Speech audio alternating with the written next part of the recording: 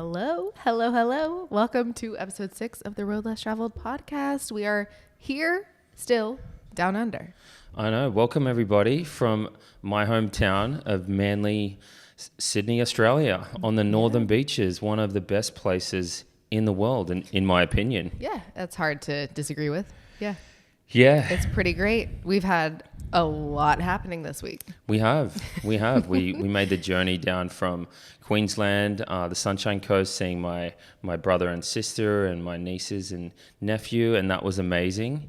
And now we're here, and I'm kind of speechless. Looking at the, what is that? Is that the Tasman Sea? Yeah, it's just unreal. This is basically Sydney, the harbour here. We're at the Manly end, and there's literally hundreds of beaches and bays and boats. And yeah, this view doesn't suck, y'all. Happy to be here. It's our last full day here. It's our last day, yeah. And it's been a journey. I feel like a broken record because we've been on the road doing this podcast for 3 weeks now. We started in New Zealand and then Sunshine Coast and now in Sydney. And I feel like a broken record, but it's hard. Yeah, it's hard. So much on our plates that even carving out time for this is, I always love doing that, but it's work at the end of the day. Yeah, it is. And it doesn't stop just because we're traveling. No.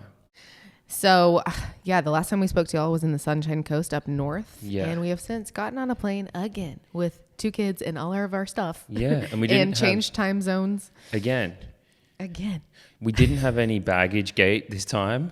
We learnt our lesson there and prepaid for 2 bags in advance. Yeah. Virgin Australia is a partner airline with United Airlines, and I'm a platinum frequent flyer with them, so I got a free bag and a little extra love from the... You love that.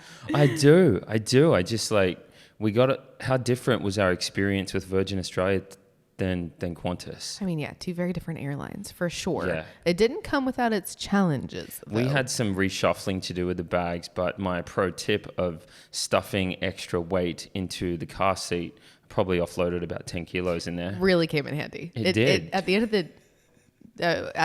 of the check-in time, it didn't even look like a car seat because you stuffed it so full. Yeah, but it was very full. And she's watching me do it, and I'm like, I don't give a shit. I'm loading this bad boy up. She just let you do it with all the extra weight. And then we finally got through security, and we were about 3 hours delayed. Yeah. For our flight to Sydney. Bad weather. What is it with Sydney weather this week? Not the airline's fault. Obviously, we can't control the weather.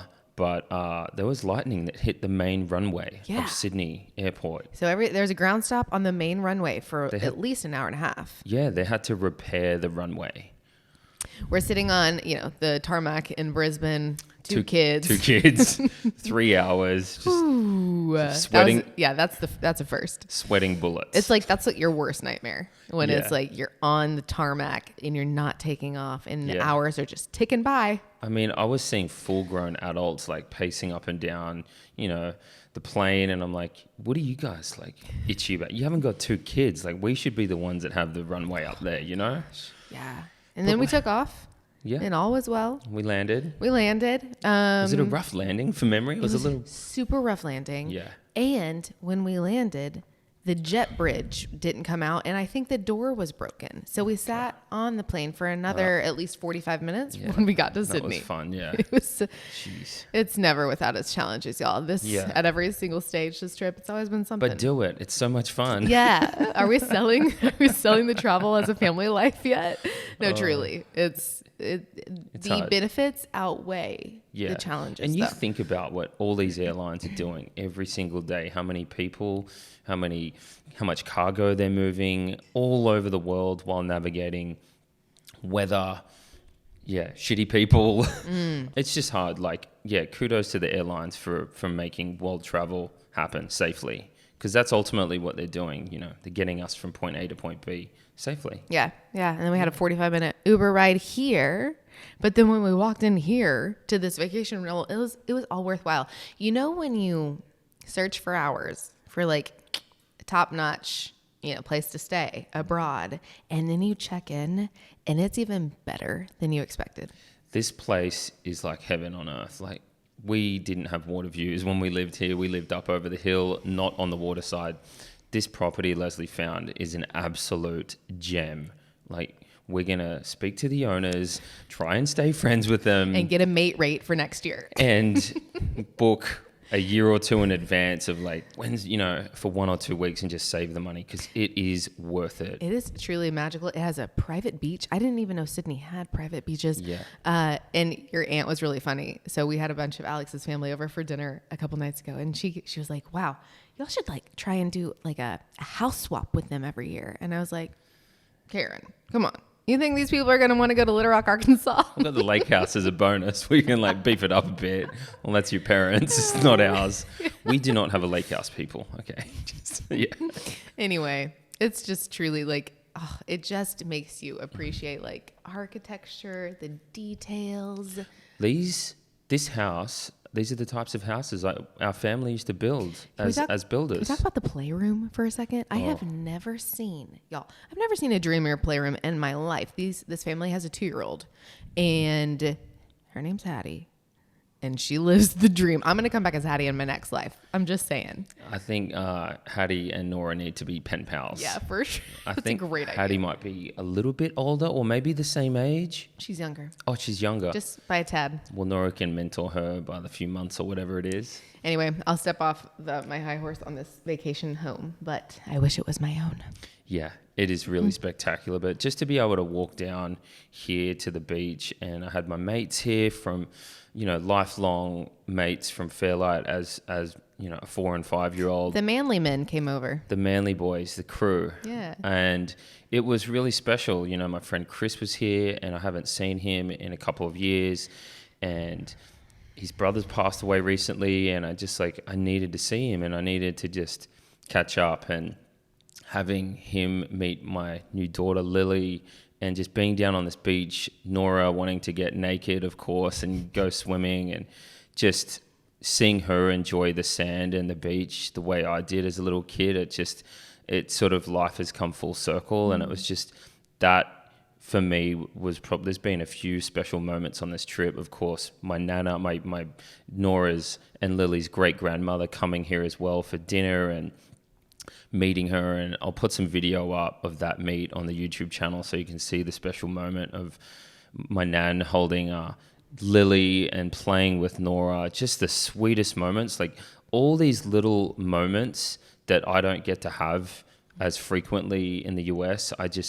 When I'm here and I have them, I just cherish them so much. They're just fleeting and beautiful, and I just want to put it in a time capsule and remember it. So yeah, really, I'm getting emotional thinking about it, but that's why we're here ultimately. Yeah, I'm getting emotional hearing you talk about it. Yeah. Because I know there are times when you get so sad being away from your family, living in Arkansas. And so to be here and see you amongst it all is just dreamy. I think a lot of listeners can resonate with that. You don't have to necessarily be in another country. You could just be states away. You could be in 2 completely different states in the US or Canada or wherever it is you're residing in the world for whatever reasons that they are. That's work or just your partner. You've moved for various reasons in life and you're away from your loved ones, and it's difficult.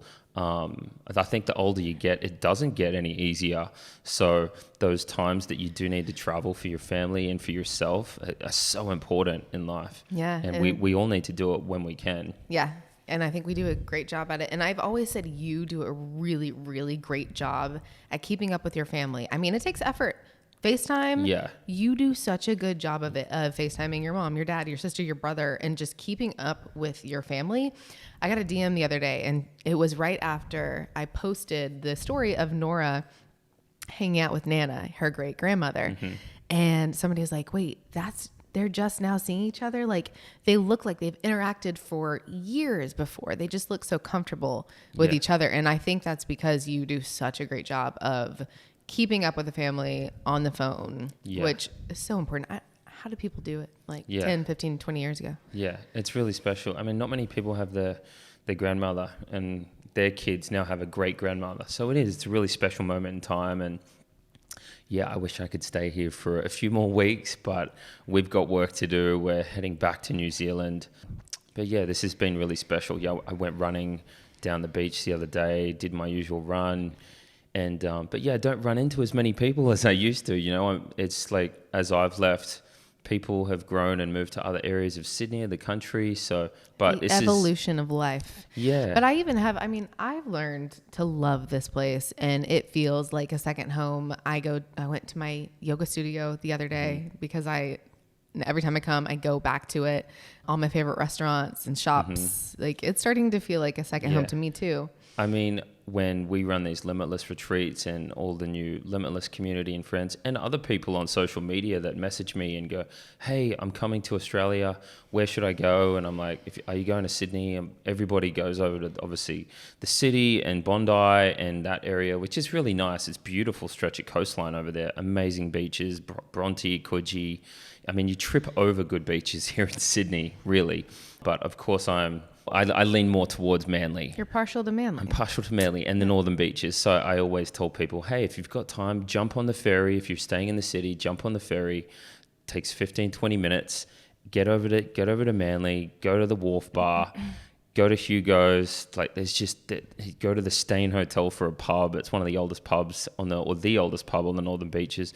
Yeah, it's one of the best places. My first time here, I was by myself, and my last day in Australia, I came here 2015. I came to Manly, and I'll never forget. I was just wandering around by myself, got an ice cream, took a long walk on the beach, solo. But I guess I was always manifesting. Yeah, it's a special place. Yeah, and having your parents here and being tour guide for them, taking them over to the Opera House, and we had a drink at the Opera Bar, and yeah, they're killing it with trying to rid of their jet lag. They landed and then immediately went into grandparent mode. Yeah, your parents, we say it all the time, but they really are special, and they do the most. And but showing them my hometown and explaining to Vent like surfing and this and that, it's really cool. Yeah, we all grew up landlocked, so yeah.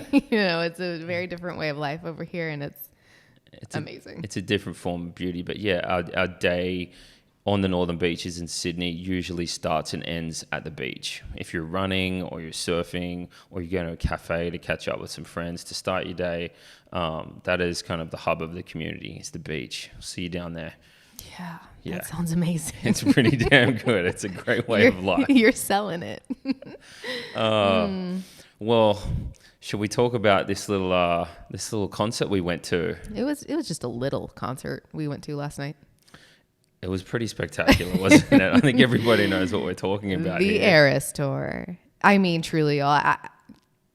What do you say? The last time, and the only other time I saw Taylor Swift in concert was in 2006 in Athens, Georgia, my first year of college. And it was a small venue. She was in cowgirl boots, like a simple black dress. She didn't have all these eras to fall back on, or complex lighting, or costume changes. I think it was just a very simplistic concert she put on, but it was so great. Country music back then. Yeah. And then boom, fast forward 18 years later. Like, it was worth the wait. Last night was insane. Yeah. And y'all, I wasn't in line. I'm not a Swiftie, like a hardcore Swiftie. I'm a huge fan. I think she is a phenomenal woman in all facets of her life. She's just incredible. Obviously, singer, songwriter. Her jump from different genres, from country to folk and pop, and just all this evolution of her music is amazing. But these tickets, y'all, are so sought after. I don't even know how people get their hands on them. It's just... How did you get your hands on them? I wasn't in line. I didn't get them on time. Like, we didn't really know we were coming to Sydney and we were going to line up with one of her shows. No, it just happened that way. So obviously I went on to StubHub, where I bought tickets before. I know it's safe. Paid God knows how much more for them, and we got floor seats. And I thought, you know what? If you're going to do something, do it once and do it right. I'd love to go to her concert like 7-8 times. Me too. Like, I'd love to go tonight. I probably would now. Yeah. But I just thought, this is Leslie's Christmas and birthday present for the next 2, 3, 4 years. I even made a joke. I'm like, Les, I think I need to start going to a sperm bank to try and claw back some money. Negative. And refinance the house. But it was really cool to be you know, I think 100 feet from her at one point, and then Travis Kelce was about 50 feet in this little box front and center. I think we had better seats than Travis Kelce. I saw, before the show started, I saw everybody turned their backs away from the stage, and I immediately knew. I was like, there's Travis Kelce. Yeah, they were all gossiping, and like the amount of outfits and costumes and sequins and like mother-daughters and just these little groupies, and like One of my favorite things, is, of course, aside from like screaming my face off with Taylor Swift, was seeing all the different outfits, because the creative expression was so cool. And she did that. She created all of these eras and colors that go with it and themes where people could just pick their favorites. And I thought that was so cool, just to people watch and see like, oh, that's what you're wearing. Like, I wonder what made you choose that. Like, what's your favorite song? It was just... the people watching in and of itself was amazing. And then in front of us was a mom and her 2 daughters. I don't even know why I'm getting emotional right now, but I got emotional last night watching them, because I was like, one day that can be me and Lily and Nora going to who knows what. Yeah. And it was so cool. Me too. I was like looking at them and just seeing the daughter's reactions to the mom, and like fist pumping and like mouthing word for word every song, and just that bond between the mother and the daughters, and everybody. Everywhere I looked, like I would stop looking at the stage, and I just took a seat at one point, and I was just seeing all these friendships and these Swifties just loving on each other and her, and it's women supporting women, truly. Like, it is a movement, and it is so cool. And that was another cool thing about it, is like everywhere you looked, people were like talking and making friends. A woman next to me leaned over and she was like, hey, I just wanted to make sure, did you see Travis Kelce behind us? And then the woman behind us was like, oh my gosh, I'm so sorry. Every time you turn your camera around, I feel like such a creep, because I'm in the background of every picture, but hey, nice to meet you. And I'm like, oh my God. And I mean, like, Travis, what a guy. He just won a Super Bowl ring. What's he, second or third? I think third. Absolute. You know, he's got his own podcast show that's killing it with his brother. He just seems like a really great, genuine dude. And like, you know, he made his little friendship bracelet with his phone number, went to a Taylor Swift concert to try and give it to her. And that's like kind of how that kind of ball started rolling for their relationship. Ballsy, I love it. Like, but he's a fan, he loves the music. And then knowing what the Swifties are doing with the friendship bracelets, like, what a cool dude, you know? Truly. Like, and it's just stardom at its finest. Like, is there a bigger star right now in our lifetime, or has there been? Like, I'm sure there has been, but she just seems bigger than, larger than life. Consistently, I'm like, she's doing 4 shows back to back here in Sydney. Friday night, last night, Saturday night, tonight, Sunday, Monday. Like, and the production value as a filmmaker and a cinematographer, it is unfucking believable. I want to know how they got the Folklore House here. Like, what the sets, the props, shipping containers, babe. I mean, a shitload of shipping containers. Are they stuffing her private jet? Well, it's either shipping containers, but I would probably say more so like a cargo plane, and everything goes into big custom-made boxes and cases, and they're special planes that bring everything in. I can't imagine the cost, the whole production, how many jobs she's creating for people like me that are the photographers and cinematographers, from lighting, people working the food stands, like the Uber drivers, this whole Taylor Swift economy, like the flights. She was speaking last night, and she said, how many people here from Sydney? And I was like, woo, like kind of like not too loud. How many people flew in for this? Like, and there was louder than loud. There were more people than Sydney. Well, and Sydney's a big city. And we heard on the radio the other day here that 64 flights were added to allow for Swifties to come see her concerts in Australia. Yeah, I know United's been posting. United Airlines, we're good friends with, and the whole marketing team there are huge Swifties. I believe a couple of our United friends were there, and they're always posting Swiftie content, and I love that, you know. Yeah, just last night, the collective euphoria was like I said, larger than life. Yeah. It's like this collective Swiftie euphoria where it goes into the next day. Like, I can't tell you how bad my body was breaking after like just 2.5 hours of standing up. We still had another hour to go. Meanwhile, here's Taylor Swift, like performing a full-on concert. Yeah. My back is breaking simply from standing up. She's doing this consecutively day after day after day. And I just want to know what she's on. She is killing it.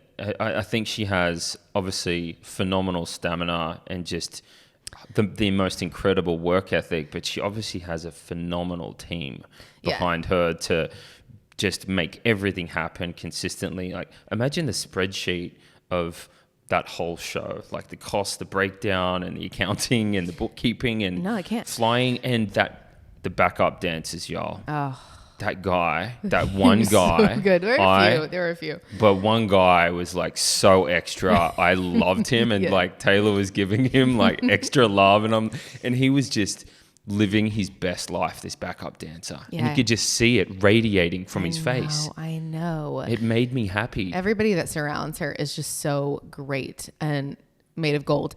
I heard that her training for this tour was something like, running on an incline of like 10 while singing her entire tour. I mean, she's out during the day too. Apparently, yesterday she was out with Travis Kelce at Taronga Zoo, like patting kangaroos and koalas like, before the show. Yeah, like, I know. But so after last night, she, it's midnight, show's ended. Mm-hmm. She's probably like so just ecstatic and electric and probably needs a second to like calm down.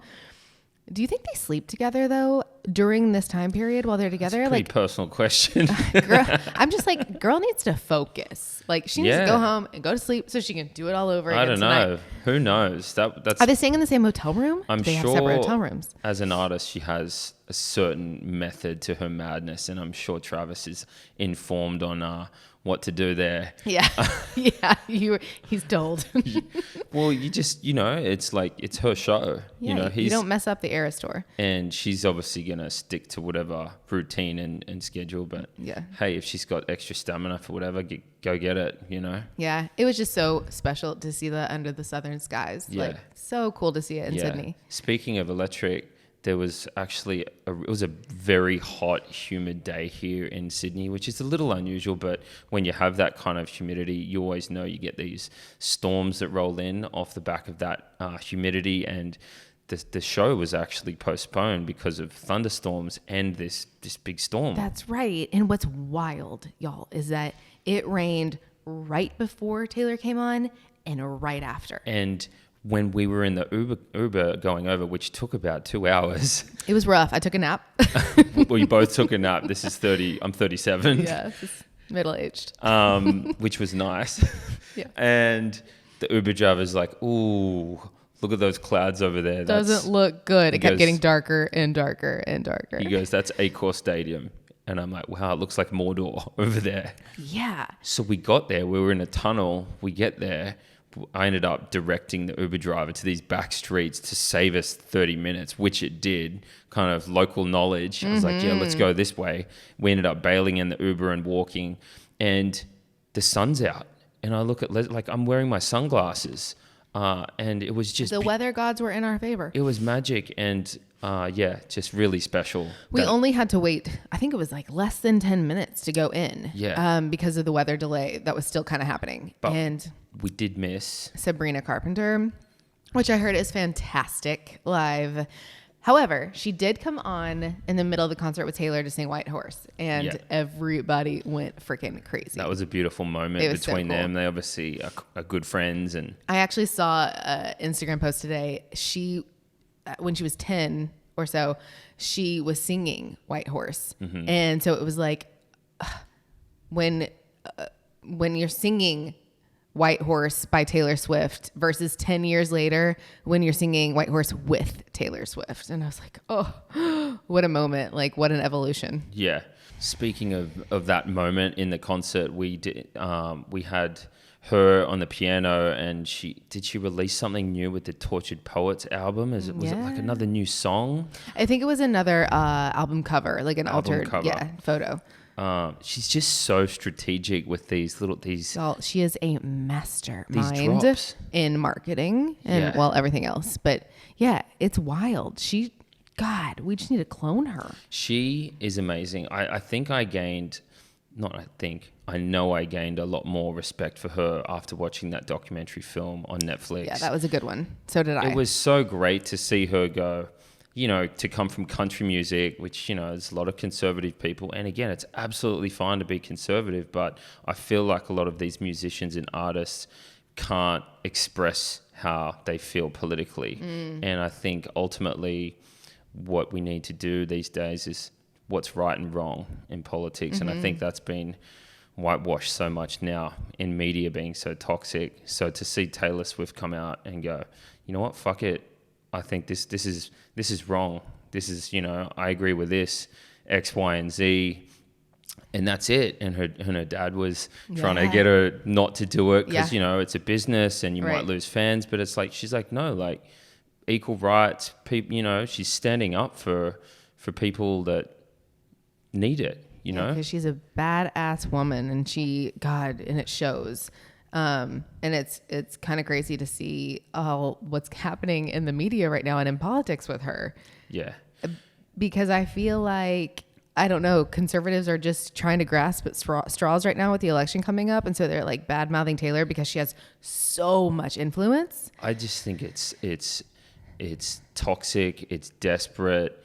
They're trying to piggyback off the coattails of her success right now by gossip. Did you hear that awful opinion host, Jesse Waters, talking about, he had a guest on saying that Taylor Swift is a Pentagon scion for the Democrats or something. It's like, what the fuck are you talking about? Oh my God, the conspiracy theories have got to stop. And all these other hosts, again, they're just basically like telling Swift to stay in her lane and like, because they're scared of what she's going to come out and say ahead of the election because she can swing that thing real fast. I mean, but how sad is that though, that they have to come out and just talk shit about someone that is really just a beautiful soul and like, hey, politics is a dirty game at the end of it. I think Taylor Swift needs to run for president one day. Once she's out of albums, I don't know if she'll ever be out of albums, but like she would be a phenomenal president and just kick everyone's fucking ass. Yeah, women need to be in charge. I'll gladly throw my hand up for VP. Seriously. I mean,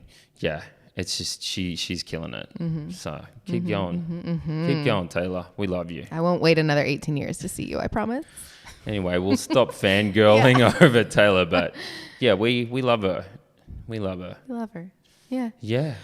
Oh, well, what else? We are heading to another country tomorrow. Back to New Zealand. Back to the road less traveled. Man, yeah, it's crazy. It's a whirlwind, this trip. We got an early one tomorrow. And we've got reinforcements in your parents. Your parents are flying with us. Thank God. Back to New Zealand. More hands. So Alex's parents babysat the girls on New Zealand Limitless 1. And my parents are coming in to do the sequel. And yeah, I'm excited to head back. I mean, New Zealand just doesn't suck. It's just so good. It's so good. Yeah, I'm not upset that we're going back again, and I'm so excited to meet this new group of women. Oh, they're so great. They're so fantastic. This one's very different from the first. This trip, we have 3 mother-daughter pairs, which is so fun. Yeah. So exciting. And yeah, just a completely different group of women. Yeah. It's going to be awesome. I know. And every group is so different than the last. That's what I love about it. Yeah, I'm excited. The community is growing. Yeah, big time. Yeah, I know. The work never stops. We need more hands. How many women are in like total? Do we have a rough number right now? Like 170, 180? Yeah, actually that's pretty accurate. I was just sort of guessing there. Wow. You're dead on. I think I had circling back to the concert last night, but there was a moment, I'm looking into Leslie's eyes, just loving, seeing how happy she is singing, and just, I just said to her, I said, Les, I'm so proud of you. We're here right now because of your retreats and your work, and I'm so grateful that we're home. We're in my hometown and filling my cup, and acknowledged your work and everything you do for us as a family. So it doesn't go unnoticed. So Sweet babe. yeah, Yeah. I'm a very happy, grateful, and loving husband on you. Yeah, you are. You are just the best ever. You are so many things, and you wear so many hats, and you do it all with such grace. Yeah, just wanted to acknowledge that on the airwaves for everyone. Thanks, babe. Because Thank you. Yeah. I think it's important in relationships to acknowledge each other's, all the good qualities, and just keep giving those comments. Gotta keep Thank you. loving Thank you for the love. I took some moments last night, and I was just like, oh, when you just want to live in a moment forever. Yeah. There were a few of those last night. Yeah. It's just the euphoria. It was real. Yeah. I think a lot of those songs took me back to different moments in our relationship. Like one would come on, I'm like, oh, this kind of reminds me of Norway, or this one reminds me of Europe that time. Yeah, for sure. Yeah. That's what's also really cool is she has just so many songs, so many eras, and you listen to it at different parts of your life. I'll never forget being in a bar in 2008 during spring break in college. I was in Spain, and the bar was called Kennedy's in Barcelona. And I was with Anna and Claire's boyfriend at the time, now husband. And we were just singing Love Story at the top of our lungs. I had the mic in my hand. I was on a stage. That tracks. And yeah, it just these songs take you right back. Yeah.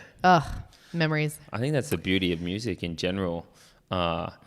These limitless trips too. You've got the Spotify limitless playlist that we rock in the vans when we've got the long road trips in between activities. I think the 10-minute All Too Well version has been played almost every limitless trip. Yeah. I think I saw you last night. Were you like adding songs to the playlist? No, Or was that something else? I was looking at the set list. Okay, sorry. I was like, is she adding songs now? I wanted to know what was coming up next, how many more albums we had.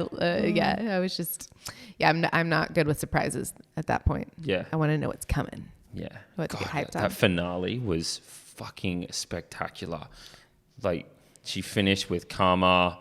Karma is the guy from the Chiefs, and I'm wearing the Kelsey shirt, and I'm like, yeah. Everybody went nuts. Fucking fireworks going off, confetti. You can feel the heat from the fire. Yeah, there's like fire cannons going off. Yeah. Man, that finale was unbelievable. That is so cool. I just want to do it all again tonight. You reckon you can get tickets?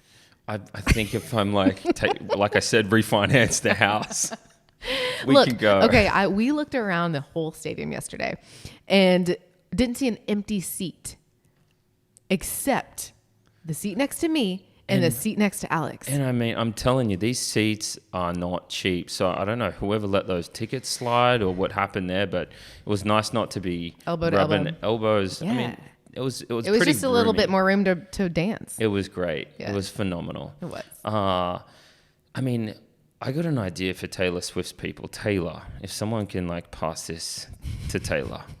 If she started her own tickets, like Ticket Tech, I got the name for it, Swift Tickets.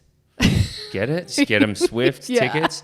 She could just dominate, have her own team, create a ton more jobs, have a way better system than the current ticket system. I know there's been some fiascos with the ticket system. So anyway, Taylor, I think you should just take over the world with a new Swift Tickets, putting it out there. Putting it out there. She could do it. She could totally do it. Yeah. She's a mastermind. That's it. And on that, we'll see y'all again in another part of the world. Yeah, I think we're going to be back in the US. Oh no, we'll probably do one from New Zealand next week. We'll see. If we got time. Yeah. How are we doing all of this stuff? I don't know. Really? Yeah. Extra hands help. Thanks, Mom and Dad and Emily. Yeah. Oh. We're mental. But yeah, thanks everyone for tuning in and listening and subscribing. Have a great day wherever you are in the world. We love you. Cheers, mates. Cheers, mate.